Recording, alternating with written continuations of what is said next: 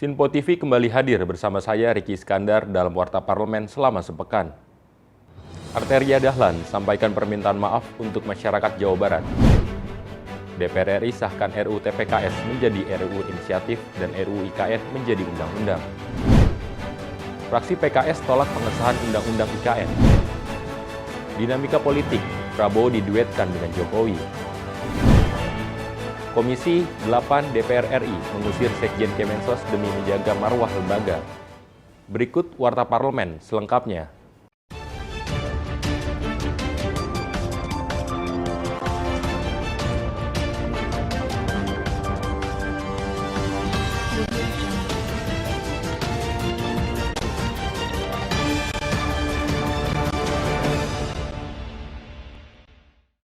Anggota Komisi 3 DPR RI fraksi PDI Perjuangan Arteria Dahlan menyampaikan permintaan maaf terkait pernyataannya yang dianggap menyinggung suku Sunda. Arteria menegaskan tak bermaksud mendiskreditkan bahasa ataupun suku Sunda dan mengklarifikasi jika pernyataan itu merupakan bentuk kritik untuk pejabat kejaksaan.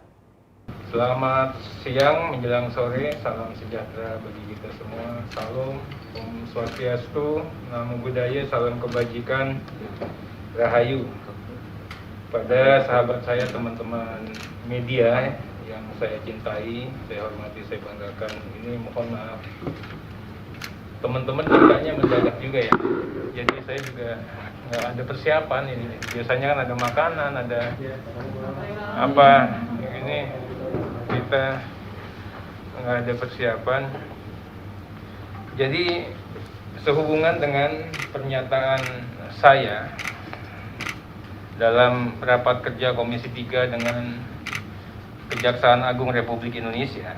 Pertama-tama saya ingin sampaikan, saya tidak ada niat, tidak ada maksud, tidak ada tujuan untuk mendiskreditkan, untuk merendahkan keluarga kami dari suku Sunda, mendiskreditkan bahasa Sunda dan masyarakat Jawa Barat pada umumnya. Dalam rapat tersebut, itu ada 15 menit itu. Justru saya bermaksud untuk mengingatkan, sekalipun ada posisi dan jabatan-jabatan strategis yang diduduki oleh keluarga kita yang bersuku Sunda di Kejaksaan, itu bukan karena kedekatan atas dasar suku, tapi berdasarkan kompetensi, kapasitas, kapabilitas. Nah, ini yang kita coba. Makanya kalau dilihat betul, kan saya bicaranya Pak JA yang saya sayangi itu 15 menit, semuanya itu kan isinya kan untuk kejaksaan semua, Pak. Puja-puji semua, baiklah itu untuk instansi kejaksaan. Ya. Ini ada sedikit, saya katakan kritik. Ada kajati, jadi bukannya bicaranya orang Sunda dan apa. Ada pimpinan di kejaksaan ya, yang saya bicarakan terhadap Jaksa Agung, itu kan sangat relevan di rapat kerja dengan Komisi 3. Tapi saya tidak mau memperpanjang dan membuat ini semakin kita jadi tidak enak satu keluarga. Tidak ada juga ini, jadi kami memang mengatakan ini masalahnya kan nggak ada, tidak ada juga kami berpendapat, saya berpendapat menggunakan bahasa Sunda itu dilarang atau kejahatan. Tapi jangan sampai juga, maksud saya nih, jangan sampai juga ada orang-orang yang lain merasa mereka karena kedekatan kesukuannya, itu loh. Sehingga itulah timbul pernyataan saya kemarin. Nah, terkait hal tersebut, saya mohon maaf yang sebesar-besarnya kepada seluruh warga masyarakat, kepada seluruh tokoh masyarakat, tokoh adat, tokoh agama, tokoh pemuda, semualah. Karena saya menganggap ya, orang Sunda itu bagian dari keluarga besar kami. Saya ini teman saya, sahabat saya, keluarga saya banyak banget, apalagi Jakarta ini kan berbatasan dengan Jawa Barat. Saya mohon maaf atas pernyataan atau pertanyaan saya tersebut, dan kami juga memastikan tidak ada niatan sedikit pun untuk merendahkan, menyakiti hati keluarga kami yang bersuku Sunda. Sehubungan dengan hal tersebut, saya juga sudah dimintakan klarifikasi dan sudah memberi klarifikasi ke DPP partai. Hari Kamis ini jam 11 sampai jam 12 tadi saya bertemu mengklarifikasi di hadapan Pak Sekretaris Jenderal, Pak Hasto Kristianto, Pak Ketua Dewan Kehormatan, Pak Komar. Nah, dan jam setengah 2, 13.30 saya juga sudah dimintakan klarifikasi dengan Ketua Fraksi kami, Mas Utut Adianto. Intinya saya mohon maaf, dan kemudian pernyataan atau pertanyaan yang mungkin membuat gaduh ini murni dari saya pribadi selaku anggota DPR RI dalam menjalankan tugas-tugas pengawasan. Tidak ada kaitan dengan fraksi atau dengan partai kami. Dan pastinya tidak ada bermaksud untuk rasis atau merendahkan bahasa atau suku Sunda. Sebagai kader, saya ini kader yang baik, tegak lurus sama partai, dan tahu saya kader itu siap ditempatkan di mana saja dan tahu harus berbuat apa. Tentunya saya siap juga untuk menerima sanksi yang dihadirkan nantinya, yang diputuskan oleh DPP partai. Saya belajar banyak dari persoalan ini. Memang harus diakui banyak energi anak bangsa yang tersita untuk pernyataan saya yang seperti ini. Ini menjadi pembelajaran sekaligus juga masukan yang berarti. Semoga teman-teman juga bisa bantu untuk mendoakan agar saya bisa bekerja lebih baik lagi. Saya juga akan lebih efektif, lebih cermat dalam berkomunikasi. Tetap saya juga selalu, saya sudah mewakafkan diri, tiket di sini mahal selaku anggota DPR. Saya akan selalu memperjuangkan keadilan, memperjuangkan kebenaran, tentunya dengan cara-cara yang lebih baik. Khususnya komitmen kami terhadap mafia tanah, mafia tambang, mafia pupuk, mafia pelabuhan, mafia bandara, mafia laut, mafia pangan, dan kelangkaan BBM. Saya juga akan bekerja secara efektif dan mungkin akan bekerja dalam keheningan untuk mencapai sasaran-sasaran penegakan hukum untuk ke depan. Sekali lagi terima kasih, banyak sekali sahabat-sahabat saya anggap yang kritik itu adalah keluarga kami. Tentunya kalau beliau jahat dia tidak akan mengkritik, dia diamin aja. Saya juga terima kasih atas semua kritik, semua masukan, semua saran yang telah diberikan dalam bentuk apapun, baik di medsos, baik di pemberitaan-pemberitaan. Bagi saya itu adalah pengayaan, dan mudah-mudahan atas masukan-masukannya saya bisa belajar dan menjadikan bahan-bahan tersebut sebagai bahan pencermatan dan bahan pembelajaran agar saya bisa bekerja lebih baik lagi ke depan. Demikian ya teman-teman ya, saya mohon maaf. Mudah-mudahan ya kami dan warga dan masyarakat Jawa Barat pada umumnya, suku Sunda pada khususnya, ya tetap menjalin silaturahim, ya menjadi bagian dari keluarga besar. Dan saya pribadi, karena kami juga saya lama tinggal di Depok, ya kan orang Jawa Barat juga, tentunya tidak ada dari sejak awal untuk mendiskreditkan orang Jawa Barat dan suku Sunda. Itu ya. Terima kasih ya.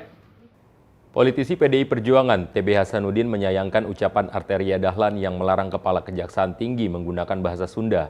Dirinya menyebutkan penilaian kinerja seseorang tidak dapat dinilai dari budaya bahasanya. Anggota Komisi 3 DPR Arteria Dahlan tengah menjadi bahan pergunjingan setelah meminta Jaksa Agung untuk mengganti Kepala Kejaksaan Tinggi Jawa Barat Asep Nana Mulyana karena menggunakan bahasa daerah Sunda saat rapat Komisi 3 DPR beberapa waktu lalu. Hal tersebut turut ditanggapi rekan Arteria sesama politisi PDI Perjuangan TB Hasanuddin. Dirinya sangat menyayangkan terhadap yang dilakukan Arteria Dahlan karena banyak menyinggung berbagai pihak.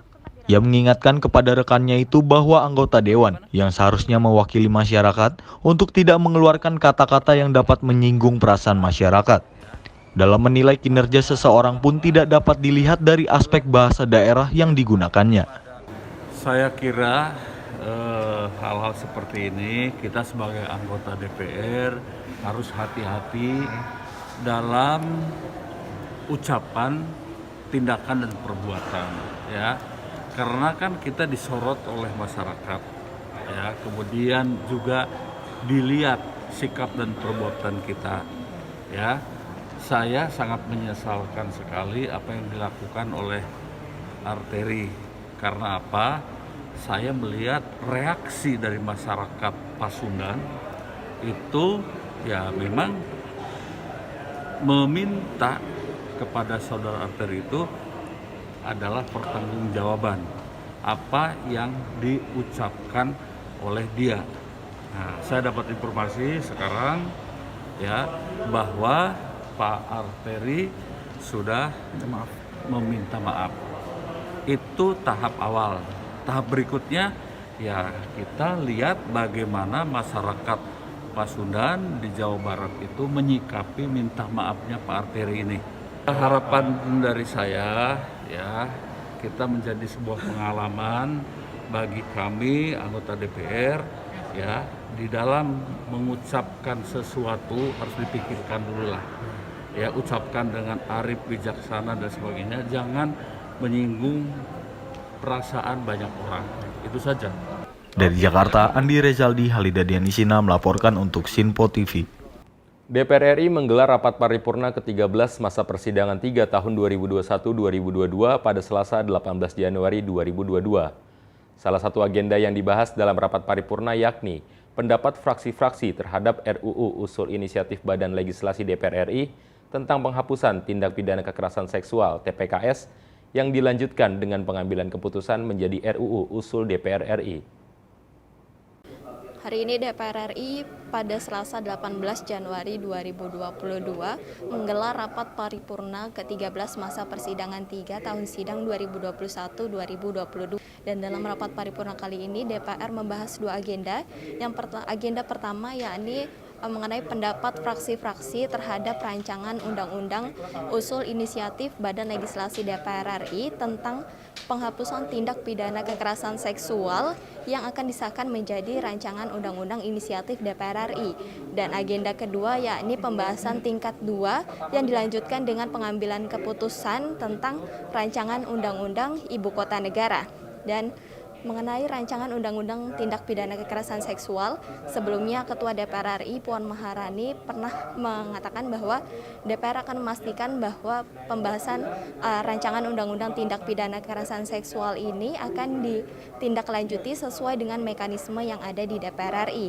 Dan ia juga mengatakan bahwa pada tanggal 18 Januari 2022, tepatnya pada hari Selasa ini, DPR RI akan mengesahkan rancangan undang-undang TPKS menjadi rancangan undang-undang inisiatif DPR RI.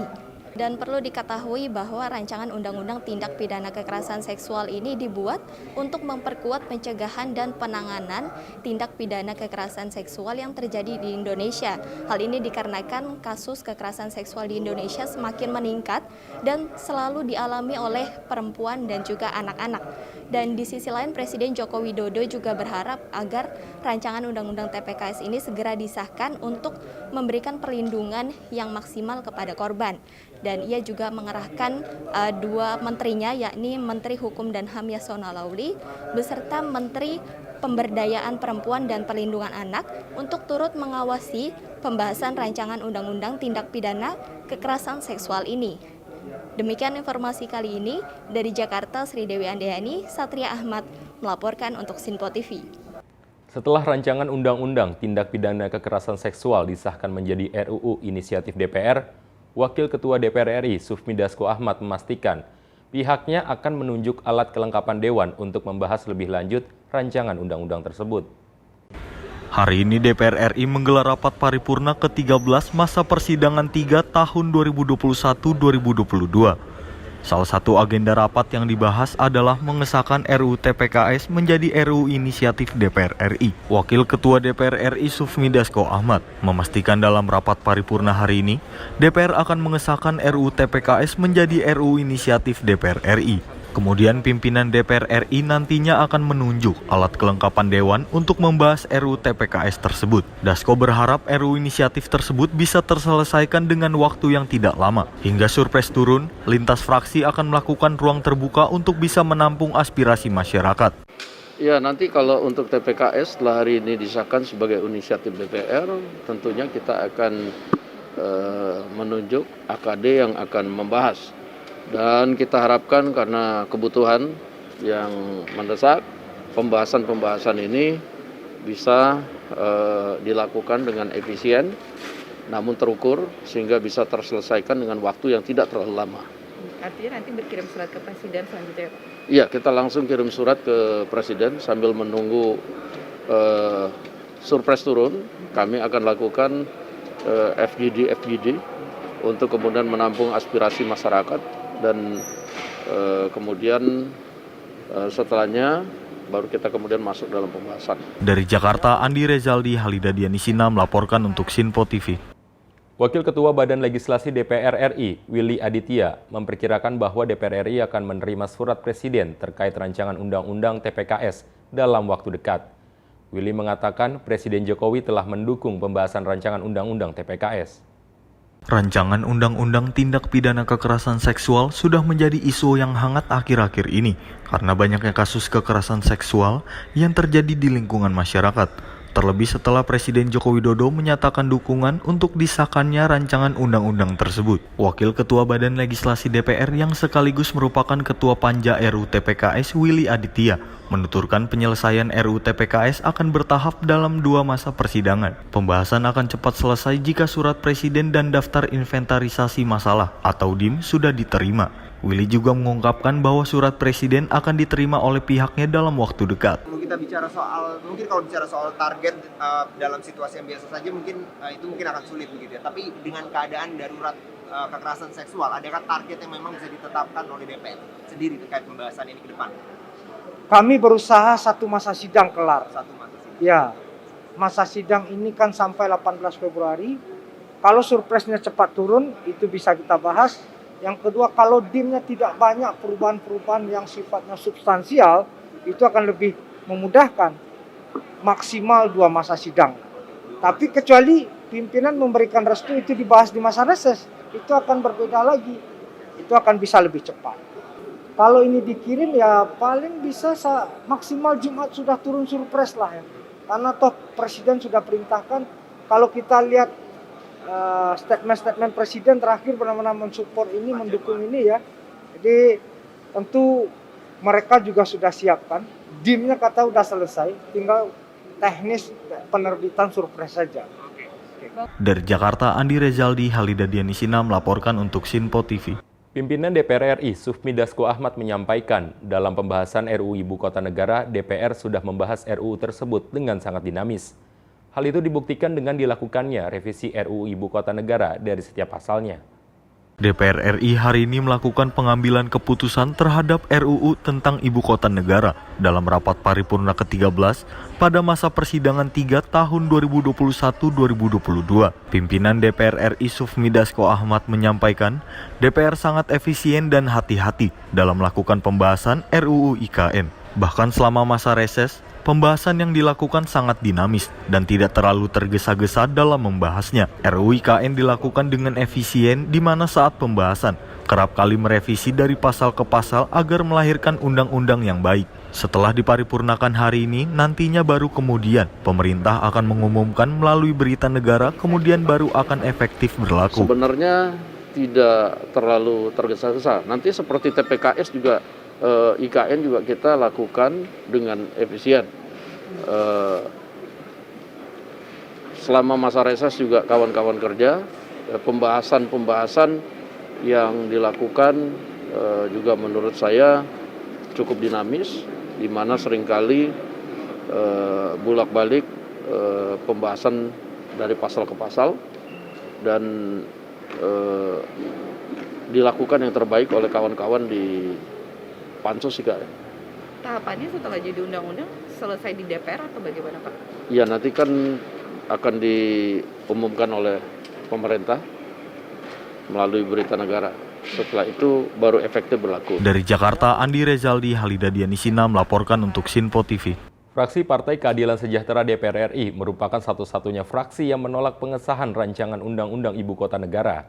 Ketua fraksi PKS, Jazuli Juwaini, memberikan alasan fraksi PKS tidak menyetujui pengesahan Undang-Undang Ibu Kota Negara karena dinilai bukan prioritas di tengah kondisi ekonomi masyarakat saat ini. Fraksi Partai Keadilan Sejahtera DPR RI menjadi satu-satunya partai yang menolak pengesahan rancangan Undang-Undang Ibu Kota Negara menjadi undang-undang. Bukan tanpa sebab, fraksi PKS berpandangan perpindahan Ibu Kota Negara bukan suatu hal yang dibutuhkan masyarakat di tengah pemulihan ekonomi akibat pandemi COVID-19. Ketua fraksi PKS Jazuli Juwaini mengatakan pengangguran di Indonesia saat ini terus bertambah serta utang negara yang semakin membengkak menjadi perhatian fraksi PKS saat ini. Partai oposisi itu juga melihat uang yang dikeluarkan untuk membangun ibu kota negara baru seharusnya lebih diprioritaskan untuk membantu dan mengatasi persoalan masyarakat. Selain itu, ia juga menuturkan agar pemerintah saat ini fokus mengatasi penyebaran COVID-19 yang terus bertambah dan bermutasi dari satu varian ke varian lainnya.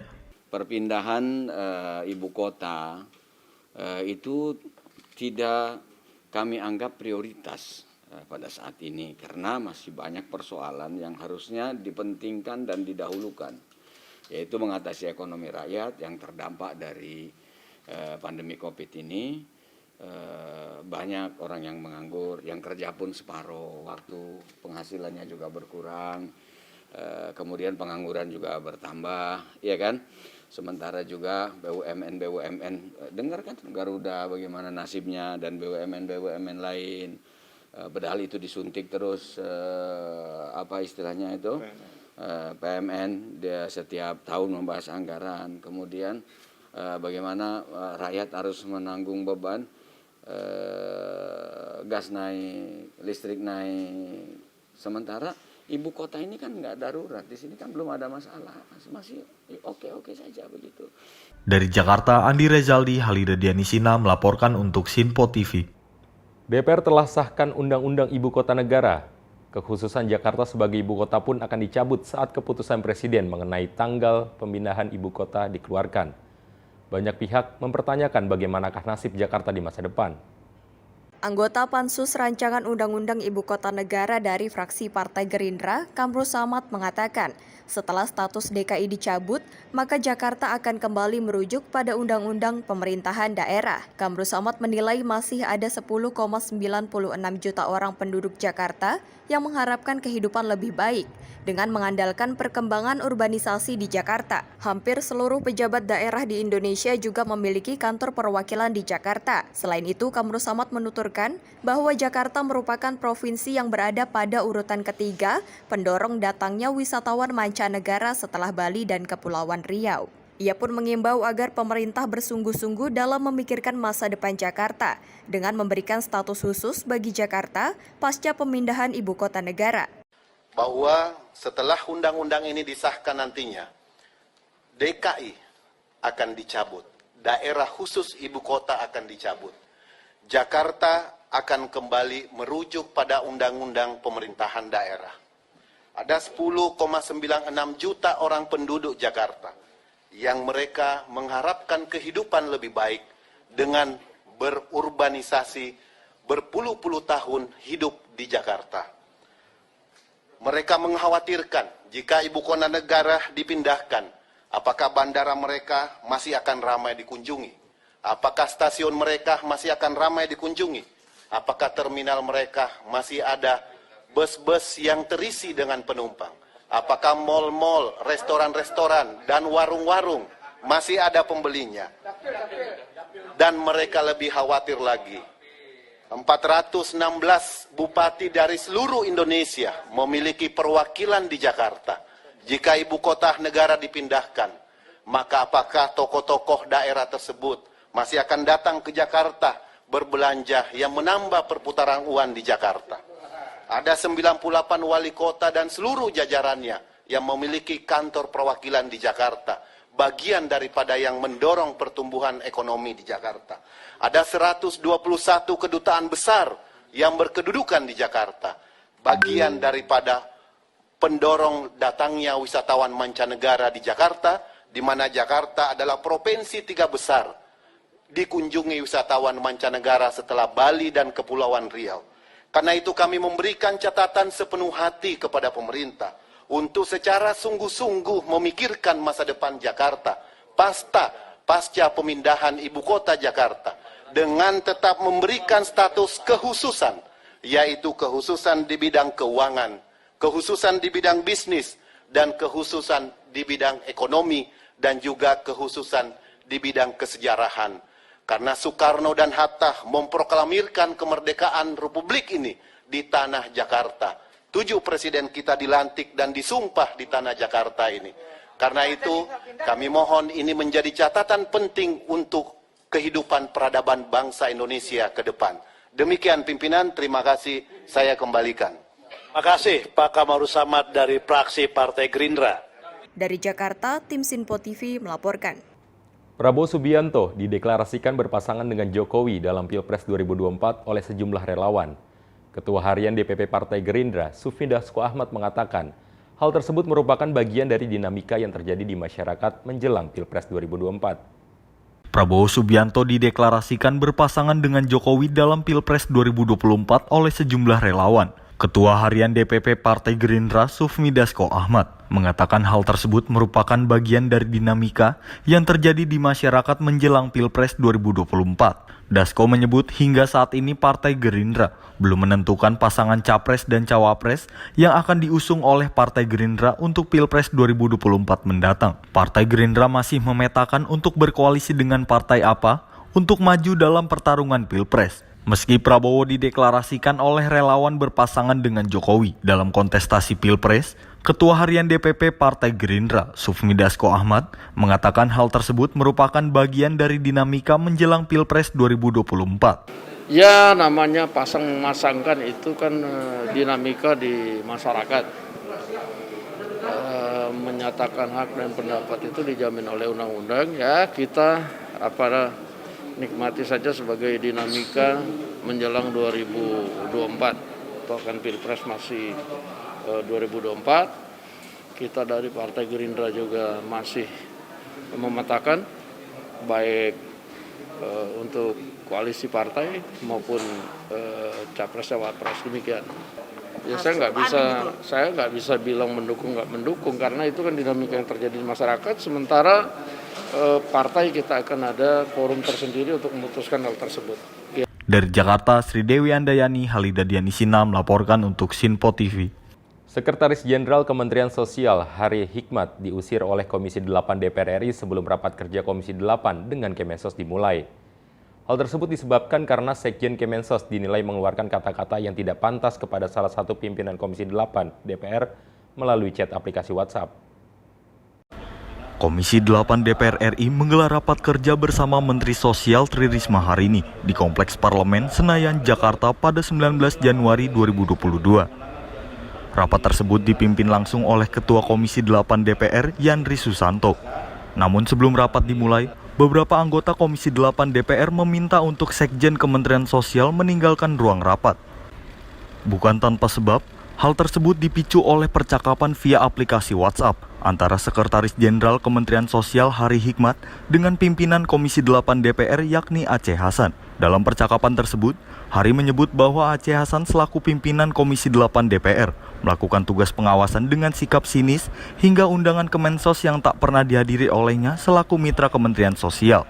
Aceh Hasan pun menjelaskan terkait kejadian tersebut dan sangat menyayangkan perkataan yang dikeluarkan Sekretaris Jenderal Kementerian Sosial itu. Ia mengatakan apa yang dilakukan para anggota Komisi 8 DPR dengan mengusir Sekjen Kemensos sebagai sikap untuk menjaga marwah kelembagaan. Sekjen memang waktu itu telah minta maaf, tapi setelah itu notos bunyinya. Bila apa yang saya lakukan itu sinis, bahwa saya diundang oleh Kementerian Sosial tak pernah datang, apa urusannya bicara seperti itu?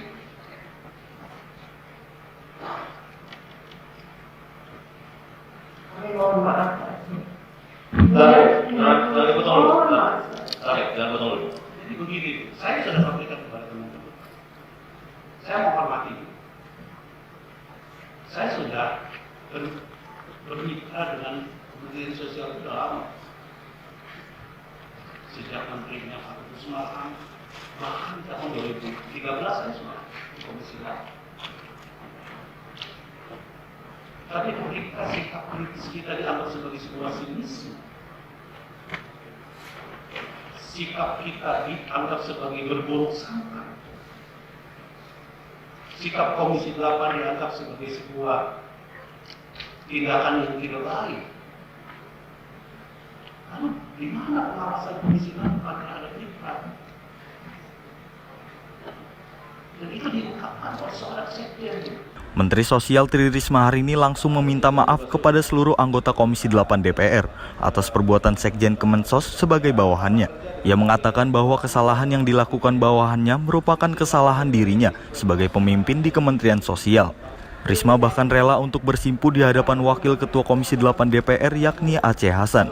Dirinya pun turut menjelaskan situasi dan kondisi di Kementerian Sosial saat itu cukup tegang, yang sedang mengurus bantuan sosial untuk PPKM dan angka kemiskinan yang cukup ekstrim. Jadi saya selalu sebagai pimpinan dan itu sering saya buktikan saat saya diturunkan menjadi wali kota, saya selalu sampaikan bahwa tidak ada salah kopral, yang ada salah jenderal. Sayalah jenderalnya di Kementerian Sosial. Karena itu saya atas nama siapapun di Kementerian Sosial, Pak Sekjen, nanti saya minta juga Pak Sekjen minta maaf. Kalaupun toh memang harus Pak Sekjen keluar, tapi Pak Sekjen harus minta maaf. Saya juga minta maaf. Baik secara pribadi maupun unit, saya minta maaf. Karena saya berprinsip bahwa jenderalnya yang salah. Saya yang salah. Kalau ada tidak komunikasi tidak baik, sayalah yang salah. Saya mohon maaf yang sebesar-besarnya. Dengan cara apapun saya lakukan. Kalau memang saya harus berada di tempat Pak Aceh dan saya duduk di bawah, saya akan lakukan. Boleh saya buktikan. Jangan Bu, sabu. Jangan Bu. Bagi saya selalu didik orang tua saya. Saya mohon maaf sekali kalau memang ada yang tidak berkenan. Bapak Ibu semuanya, bukan hanya Pak Aceh, tapi semuanya kalau memang ada yang tidak berkenan, saya mohon dimaafkan. Karena saat itu memang suasana di kami tegang sekali. Hari Hikmat yang merupakan Sekretaris Jenderal Kemensos pun menyampaikan permintaan maafnya kepada Komisi 8 DPR, khususnya salah satu pimpinan Komisi 8 DPR yaitu Aceh Hasan. Dirinya sangat menyesal atas ucapan dan perbuatan yang dilakukannya. Hari juga meminta maaf kepada Menteri Sosial Tri Risma hari ini karena telah menambah beban yang seharusnya membantu melaksanakan dan meringankan tugas seorang menteri. Secara jujur, dari hati yang paling dalam, saya mohon maaf atas apa yang sudah saya lakukan, apa yang sudah saya komunikasikan kepada Pak Aceh, dan juga saya mohon maaf atas nama Sekjen yang secara hubungan kelembagaan mungkin sangat berpengaruh sampai seperti hari ini. Terang ini satu pelajaran yang sangat berharga buat saya, dan kalau boleh saya mohon maaf juga kepada Ibu Menteri Sosial karena apa yang sudah saya lakukan justru telah membebani Ibu yang seharusnya saya sebagai staf memberikan kemudahan dan keringanan terhadap apa yang Ibu lakukan selama ini.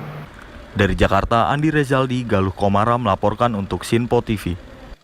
Demikian Warta Parlemen kali ini. Tetap saksikan berita terkini di Sinpo TV, Sinpo ID, dan media sosial Sinpo lainnya.